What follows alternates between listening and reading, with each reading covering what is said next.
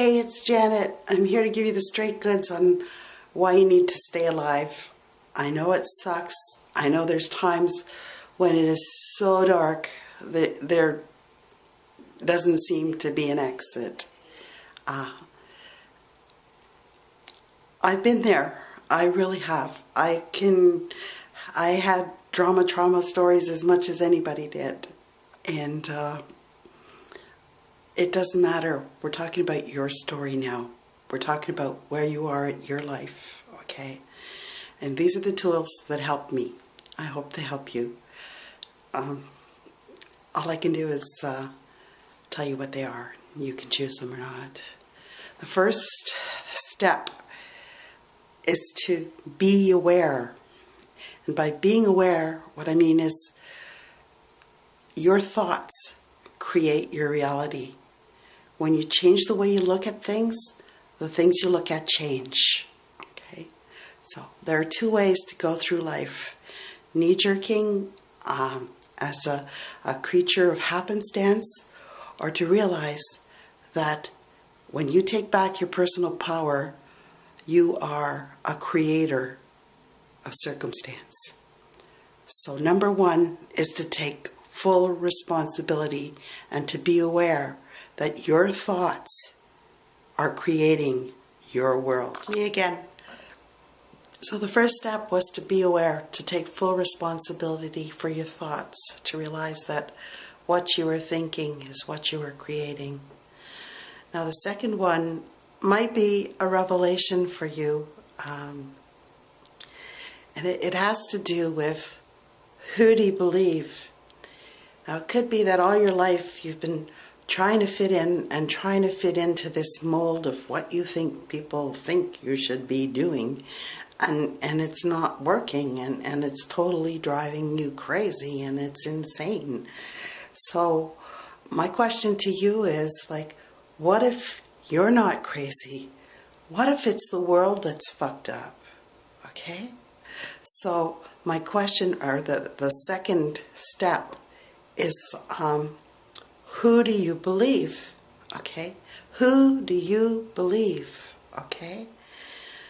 And I'm asking you the question. I'm not asking you to believe me. What I'm asking you to do is consider the possibility of believing in yourself. What if you are your own guru? What if you know what you know?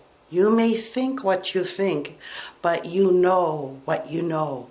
And if what you're thinking and what you're knowing is not in alignment, then for sure, things aren't going to be making any sense to you. Okay? So, who do you believe? Okay? That's this.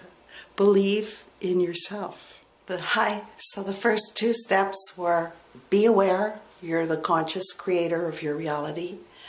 The second step was who do you believe? Believe in yourself. Okay. The third step for me is to question, where is this coming from? Whenever I get a sense of being overwhelmed, it's who owns this? And I'm finding that 95% of the time, I'm just a huge psychic sponge, and if there's depression and oppression and anger in the world, it's really hard to be going through life without filtering it. So it's very important when you're accessing what's causing you to think and feel some way. It's to figure out where is this coming from. Anything that someone tells you, like, why are they telling me that? What's like? Always question, where is this coming from? Do I own this? Can I do anything about it? There's okay, I'm not going to be giving you tools right now. I'm just giving you the processes. And the next one is, it's just like, who owns this? Okay? Make sure it's yours to even manage. Believe it or not, the world does not revolve around you, even though you're the one creating the whole world. There's absolutely no way that you can take away other people's journeys. The only person's journey that you need to worry about is your own. So when you get a sense of overwhelm, it's like, okay, is this mine to own? Hi. So the next step is something that's not going to come easily. It's something that people don't do very often. We spend a lot of our time and our energy numbing and not having to work through this process. But it's probably one of the most important processes that you need to work through, and that is to acknowledge and honor your emotions. And the one specifically that has to do with my depression was anger, and I'm pretty sure it'll work for a lot of you. Anger is your friend. Anger is a signal that something needs to be changed. Okay. If it's something that you can control, okay, then you have to do something about it. If it's something that you can't control, then you have to let go of the attachment to it. It's not yours to own. And that's why the serenity prayer, Lord, give me the serenity, the peace to, what's it? Lord, give me the serenity to, oh my goodness, there's a block. I'm not an alcoholic. I am addicted. I'm addicted to self-improvement, which is an oxymoron, and that's another story. So I'm ranting. Sorry. Okay. Lord, give me the serenity to accept. Yes, accept. Yeah, that's it. It's a hard one for me. Okay. Give me the serenity to accept the things I cannot change, the courage to change the things I can, and the wisdom to know the difference. So if there's anger, okay, don't suck it up. Don't suck it up, okay? You need to breathe through it and process the emotion, okay?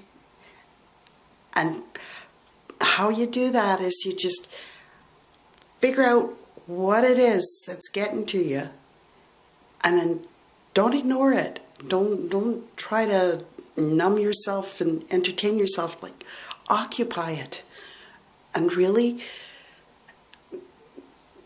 go deep within yourself. Figure it out. Just feel it in its full intensity, and then eventually it'll dissipate. Okay? So, and anger isn't always expressed in an emotion. It can be just your body having an ache or a cancer. Okay, like, just be aware that emotions have to. They're just strong surges of energy and that need to be processed. So you have to start dealing with your own shit. You figure out, is it my shit? And then you deal with what is yours. Okay? Put it blunt, that's the way it is. Okay, so that's the next step. Okay, is to honor what your body, what your heart is telling you. Okay? The next step is, once you've identified what are the things that need to be changed, that you can change, okay, is to take action, okay? It could be just something as easy as taking a shower, going for a walk, doing something physical, listening to wonderful music that inspires you, but just do something to get you out of your slump, okay? So take action, okay? Hi. Okay. So now that you've taken all those 6 steps on your own, it's okay for you to ask for help. And I'm not to ask for a handout. That'll keep you where you were. But to ask for a hand up. We're all fellow travel buddies on the journey of life. There's times that we're weak. There's times that we're strong. We have each other to keep each other going. Okay? So the first thing I'm going to do is send you a blast of unconditional love and joy and bliss. And here goes. Okay? And until you believe in yourself, know that there's at least one person in this world that believes in you. If you're lucky enough to know God, then you know that He believes in you too. But that's your journey. Okay? So now, with all that bliss, you ask for help. And there's so many tools. There's so many people out there that are just ever so happy to tell you what works for them and what worked for them. But what's really important is for you to figure out then what part of what worked for them works for you. Okay? And know that you're worth it. Know that you're worth it. Just take time to realize that what your little child inside is telling you is that you're worth it. Okay? It's the only thing that makes sense. Love is all there is. Okay? Take care.